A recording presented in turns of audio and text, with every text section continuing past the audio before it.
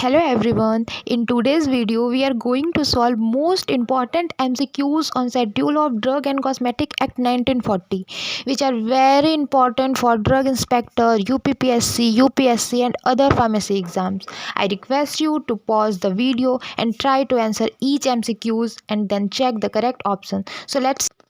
तो first question है आपका schedule of drug and cosmetics rule contains.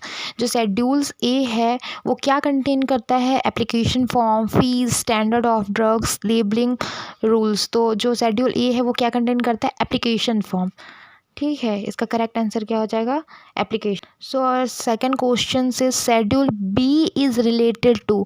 जो शेड्यूल बी है वो किससे रिलेटेड है? टेस्ट मेथड से, फीस फॉर लाइसेंसिंग से, स्टैंडर्ड्स ऑफ कॉस्मेटिक्स या फिर prohibited drug.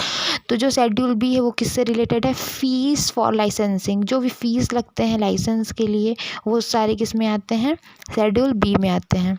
Schedule C deals with Ayurvedic schedule C deals with. जो शेड्यूल सी है वो किससे डील करता है? Ayurvedic drugs, biological and special products, cosmetics या फिर सर्जिकल ड्रेसिंग।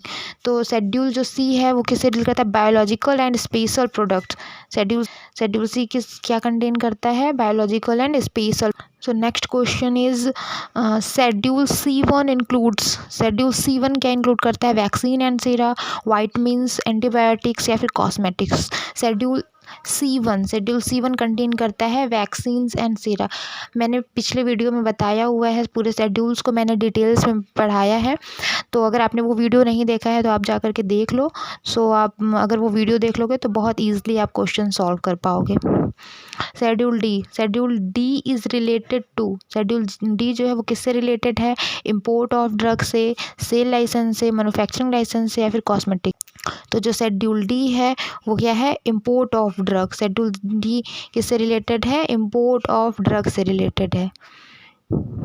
शेड्यूल E1, जो शेड्यूल E1 है वो किससे रिलेटेड है? एंटीबायोटिक्स, वाइटामिन्स, पॉइजनस सब्सटेंस या फिर कॉस्मेटिक्स। तो जो शेड्यूल E1 है वो क्या है? किसके लिए है? वो पॉइजनस सब्सटेंस के लिए है। Schedule F is related to. Schedule F किससे रिलेटेड है?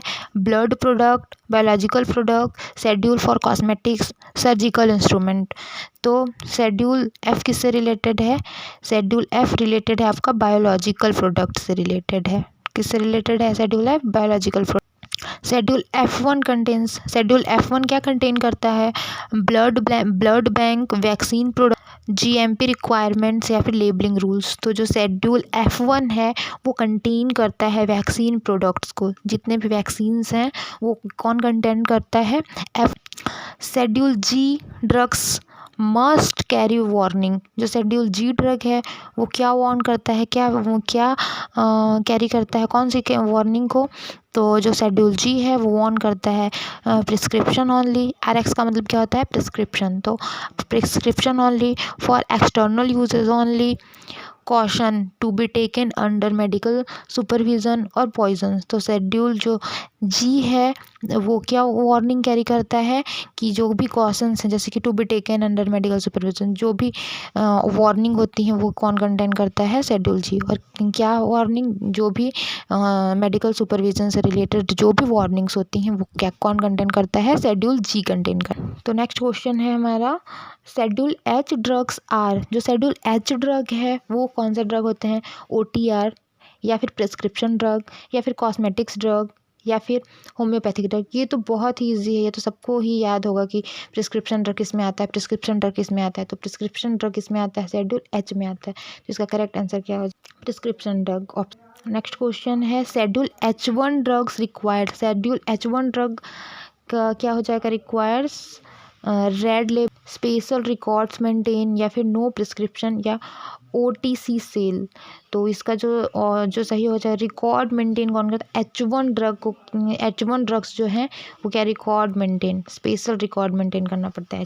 Schedule J related to, schedule J किससे रिलेटेड है, मैंने इसे भी बहुत अच्छे से समझाया है शेड्यूल जे को पिछले वीडियो में। तो आप लोग वो पिछला वीडियो जा करके शेड्यूल्स वाला वीडियो जो है वो जा करके आप लोग ज़रूर देखिएगा। तो जो शेड्यूल जे है वो किससे रिलेटेड है, डिजीज़ फॉर विच ड्रग्स। तो मैंने पहले ही बताया था कि जो शेड्यूल जे है वो डिजीज़ जो भी रिलेटेड डिजीज़ रिलेटेड जो भी ड्रग हैं उनको कंटेन करता है शेड्यूल जे। तो इसका फर्स्ट आंसर, तो फिर जो इसका आंसर हो जाएगा वो क्या हो जाएगा, ये जो है इसका answer, disease for which drugs. जो भी कुछ डिजीज़ हैं जिनके लिए शेड्यूल, वो डिजीज़ भी मैंने बताया कि कौन कौन से डिजीज़ हैं। शेड्यूल के एग्जाम्पशंस, तो जो शेड्यूल के है वो क्या एग्जाम्पशन प्रोवाइड करता है, import of drug, sale of drug under certain condition, manufacturing of cosmetics या फिर बायोलॉजिकल ड्रग्स। तो इसका जो करेक्ट आंसर हो जाएगा वो क्या हो जाएगा, B, sale of drug under certain condition. ये किस में आता है, schedule K, sale of drug under certain condition, schedule K में, के अंडर में ये। Schedule M deals with, schedule M किससे रिलेटेड है, सबको पता है schedule M GMP for pharmaceuticals. ये इसका आंसर क्या हो जाएगा, GMP for pharmaceuticals. Schedule M1 applies to, जो शेड्यूल M1 है वो किसके लिए अप्लाई होता है, कॉस्मेटिक्स के लिए, मेडिकल डिवाइसेस के लिए, होम्योपैथिक मेडिसिन के लिए या फिर आयुर्वेदिक ड्रग्स के लिए। तो जो शेड्यूल M1 है वो किसके लिए होता है, मेडिकल डिवाइसेस के लिए। जो शेड्यूल M1 है वो किसके लिए है, medical devices. Schedule N specifies, जो शेड्यूल एन है वो किसके लिए स्पेसिफिक है, तो वो है pharmacy requirement, blood bank standard या फिर ड्रग टेस्टिंग मेथड्स या फिर इम्पोर्ट रूल्स। तो जो शेड्यूल एन है वो किसके लिए, फार्मेसी रिक्वायरमेंट, फार्मेसी के लिए क्या क्या रिक्वायरमेंट होती है वो किसके अंडर में आता है, शेड्यूल एन के अंडर में। Schedule O is related to, schedule O किसके लिए है, डिसइंफेक्शन मेथड्स के लिए, बायोलॉजिकल टेस्टिंग के लिए, स्टेरिलाइजेशन के लिए या फिर कॉस्मेटिक्स के लिए। तो जो साफ़ सफाई से रिलेटेड जो भी चीज़ें होती हैं, ठीक है, अगर यहाँ पे डिसइंफेक्टेंट होता तो ये सही हो सकता था, पर यहाँ पे डिसइंफेक्शन लिखा है ताकि कन्फ्यूज़न के लिए। तो इसका जो आंसर हो जाएगा वो क्या हो जाएगा, स्टेरिलाइजेशन, मतलब कि साफ़ सफाई के लिए जो भी चीज़ें यूज़ होती हैं वो किसके अंडर में आती हैं, शेड्यूल ओ के अंडर में आती है। शेड्यूल पी डील्स विथ, जो शेड्यूल पी है वो किससे डील करता है, self life of drug, life period of drug, import fees या फिर पॉइजन लिस्ट। तो किसके लिए होता है schedule P, life period of drug के लिए होता है शेड्यूल पी। शेड्यूल पी किसके लिए होता है, लाइफ पीरियड ऑफ ड्रग्स के लिए होता है। Schedule P1 is related to, schedule P1 जो है वो किससे रिलेटेड है, एंटीबायोटिक्स, वाइटामिन्स, पैक साइज या फिर सेल्फ लाइफ लेबलिंग। तो जो शेड्यूल P1 है वो किसके लिए है, self life labelling of drug. ये किसके लिए है, P1। शेड्यूल P1 क्या कंटेन करता है, self life label. Schedule Q specifies, schedule Q क्या स्पेसिफाई करता है कि colour, permitted colours, cosmetics, poison list या फिर प्रिस्क्रिप्शन ड्रग। प्रिस्क्रिप्शन ड्रग तो करता नहीं है, ठीक है, पॉइजन लिस्ट भी करता नहीं है, कलरिंग एजेंट भी करता नहीं है। तो जो इसका सही आंसर हो जाएगा वो क्या हो जाएगा, परमिटेड कलर इस कॉस्मेटिक्स। जो भी क्या बोलते हैं, कॉस्मेटिक्स में यूज़ होने वाले कलर हैं वो स्पेसिफाई करता है क्या, शेड्यूल आर डील, जो शेड्यूल आर है वो किससे डील करता है, मेडिकल, कॉन्ट्रासेप्टिव के लिए, कॉस्मेटिक्स के लिए, वैक्सीन्स के लिए, फिर इम्पोर्ट के लिए। तो शेड्यूल आर किसके लिए यूज़ होता है, मैकेनिकल कॉन्ट्रासेप्टिव के लिए। इसका जितने भी कॉन्ट्रासेप्टिव आते हैं वो किस में आते हैं, शेड्यूल आर में। Schedule S related to, schedule S किससे रिलेटेड है, कॉस्मेटिक स्टैंडर्ड, सर्जिकल ड्रेस या फिर आयुर्वेदिक। तो शेड्यूल आर जो है वो रिलेटेड है किससे, शेड्यूल एस जो है वो रिलेटेड है किससे, सर्जिकल, एस फॉर सर, जिससे आप लोग याद कर सकते हैं कि जो शेड्यूल एस है वो किससे है, surgical dress. Schedule T applies to, schedule T applies homeopathic drug, ASU drugs, cosmetics या फिर बायोलॉजिकल ड्रग्स। तो जो शेड्यूल टी है वो किसके लिए है, आयुर्वेदिक, सिद्धा एंड यू।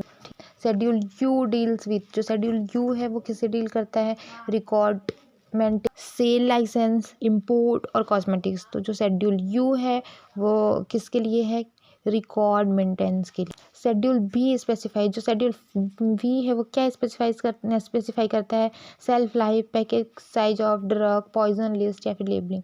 तो जो शेड्यूल बी है वो किसके लिए है, शेड्यूल एक्स ड्रग आर, जो शेड्यूल एक्स ड्रग है वो किसके लिए है, OTR drug, habit forming drug, white means या फिर कॉस्मेटिक। तो जो शेड्यूल एक्स ड्रग मतलब डेंजरस ड्रग, जो भी डेंजरस ड्रग हैं वो किसके अंदर आते हैं, हैबिट फॉर्मिंग ड्रग उसको हम लोग बोलते हैं। तो हैबिट फॉर्मिंग ड्रग किसमें आएगा, schedule X. Schedule X drug require, जो शेड्यूल एक्स ड्रग है वो उसके लिए क्या रिक्वायरमेंट होती है, ordinary prescription, special licence and records, no prescription या फिर OTR सेल।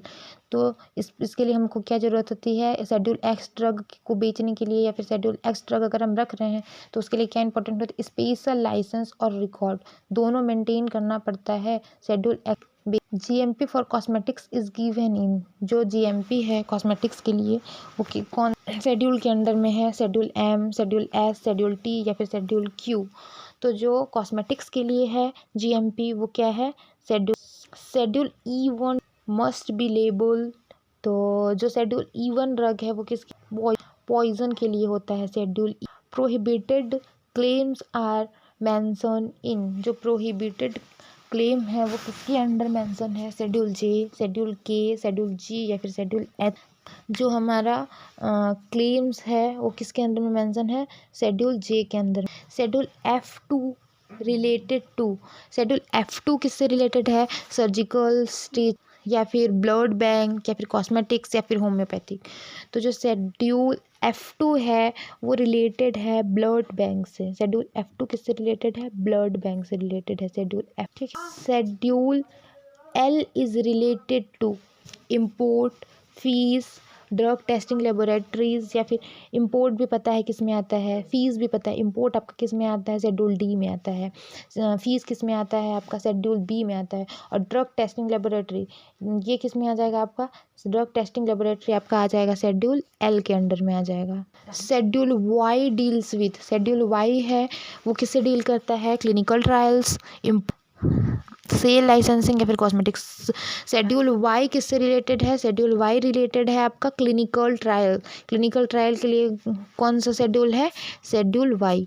अगर आप क्लिनिकल ट्रायल कर रहे हो तो आपको पूरा शेड्यूल Y डिटेल्ड में पढ़ना पड़ेगा तभी आप कर पाओ एथिकली तरीके से।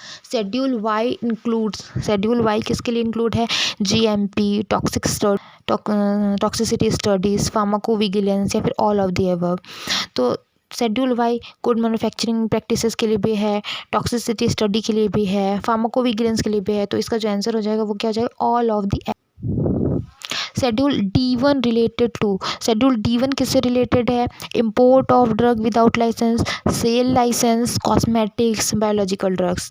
तो जो शेड्यूल D1 है वो किसके लिए, import of drugs without licence. Schedule D1 किसके लिए, import of drug without licence.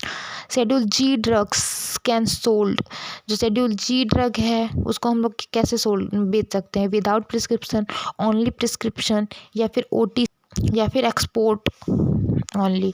तो जो शेड्यूल G ड्रग्स हैं उसको हम लोग सिर्फ प्रिस्क्रिप्शन के बेसिस पे ही देख सकते हैं। उसको हम क्या बोलते हैं, प्रिस्क्रिप्शन ड्रग भी बोलते हैं हम लोग शेड्यूल G को। विदाउट प्रिस्क्रिप्शन हम लोग नहीं बेच सकते हैं। Schedule M compliances ensure, schedule M क्या इंश्योर करता है, schedule M compliances ensure quality, safety, efficacy या फिर ऑल ऑफ द अबव। तो शेड्यूल M कंप्लायंसेस इंश्योर ये क्या इंश्योर करता है कि शेड्यूल M सब इंश्योर कर, क्वालिटी, सेफ्टी, एफिकेसी या फिर ऑल ऑफ द अबव। तो इसका आंसर क्या हो जाएगा, all of the above. Schedule T is applicable for, schedule T किसके लिए एप्लीकेबल है, allopathic drug, ASU drug, cosmetic drug या फिर मेडिकल डिवाइसेस। तो शेड्यूल T किसके लिए, अभी मैंने बताया था ASU ड्रग, आयुर्वेदिक, सिद्ध एंड यूनानी ड्रग के लिए ही क्या है schedule T। Self life exemption is mentioned in, self life exemption जो है वो किसके अंडर मेंशन है, schedule P, schedule K, schedule D या फिर शेड्यूल V।